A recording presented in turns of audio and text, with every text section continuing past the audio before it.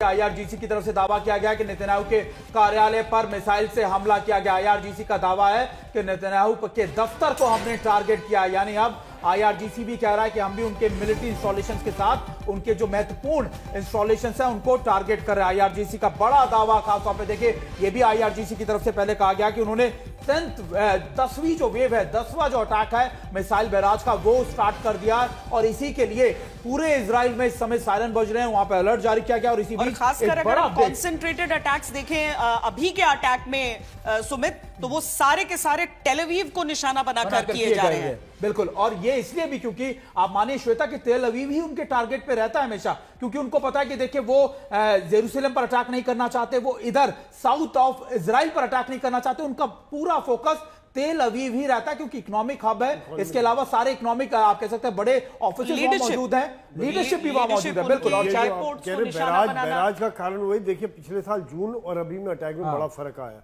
क्योंकि जो इनका सोचने का तरीका टैक्टिक्स है, सफलता के मामले में पहले के मुकाबले परसेंटेज सक्सेस रेट इनका बेहतर है, क्योंकि शायद उन्होंने जो पिछली बार लेसन लिया है कि किस टाइप से मिसाइल और ड्रोन्स का कॉम्बिनेशन भेजे और कितनी देर में, सर कितनी देर में आपको दोबारा से अटैक करना है, बैराज भेजे और एक जगह जैसा भी तेल अवीव है, खाली तेल अवीव में भेज दिया, तो कितना ये डिफेंस कितनों को बचाएगा। सर मुझे एक बात ये बताई गई थी कि देखिए कितना भेजना और जितना ज्यादा आप एग्जॉस्ट कर सकते हैं डिफेंस सिस्टम्स को उनके, उतना ज्यादा करिए, क्योंकि एक के बाद एक अगर आप करेंगे तो वो तो अलर्ट है ही, आप थोड़े थोड़े टाइम में उनको एग्जॉस्ट कीजिए ताकि उसका उसके प्रभाव है वो इजराइल पर भी दिखे। ईरान के दावे को इजराइल ने खारिज कर दिया है। हालांकि अलर्ट्स वहां पर जरूर जारी हैं, अलर्ट जरूर जारी किए जा रहे हैं उन सभी एरियाज में, लेकिन ईरान की खैबर मिसाइल, ईरान के खैबर मिसाइल के इजराइल तक पहुंचने की दावा किया था ईरान ने, अब इजराइल ने इसको खारिज कर दिया।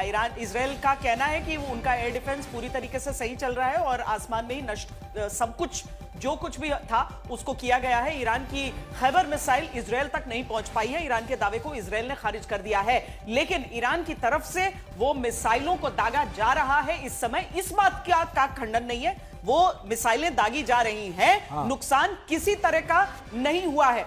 ईरान भी अपनी तरफ से जो सुमित भी बता रहे हैं कि आप एयर डिफेंस को अगर आप वहां पर प्रतिरोधक क्षमता अगर उसकी एक होती है तो उसके एग्जॉस्ट होने की भी एक क्षमता होती है। अगर मिसाइलें दनादन, ड्रोन्स दनादन फायर होते रहते हैं तो एयर डिफेंस को भी अपने आप को उसका भी खर्च हो रहा होता है, उसकी भी मिसाइलें खर्च हो रही होती है। एक बात और है ना, देखिए अमेरिका की कमांड है, जो अमेरिका के डिसीजन मेकर्स हैं, इजराइल है, उन पे क्या असर है कि खुमैनी भी गए, उनकी हायर कमांड भी गई, उनके 40 ऑड आपने टॉप लीडरशिप कर दी, लेकिन ईरान की तरफ से वापसी वार जारी है। अगर लड़ाई जारी है ईरान की तरफ से और लड़ाई एक स्ट्रेटेजिक वे से जारी है, तो इसका मतलब उस टॉप लीडरशिप को एलिमिनेट करने का आपको वो एडवांटेज नहीं मिला जिसकी आप उम्मीद कर रहे थे।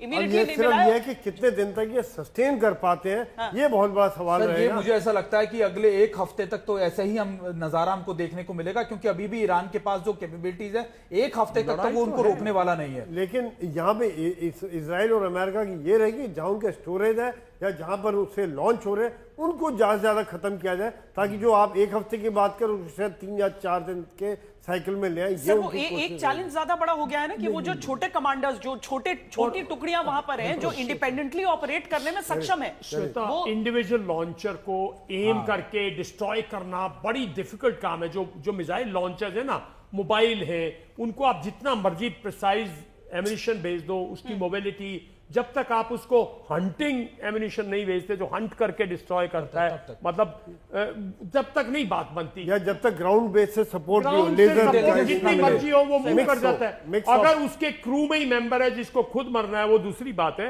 वरना बहुत डिफिकल्ट। ये हमारी नॉन स्टॉप कवरेज जारी है।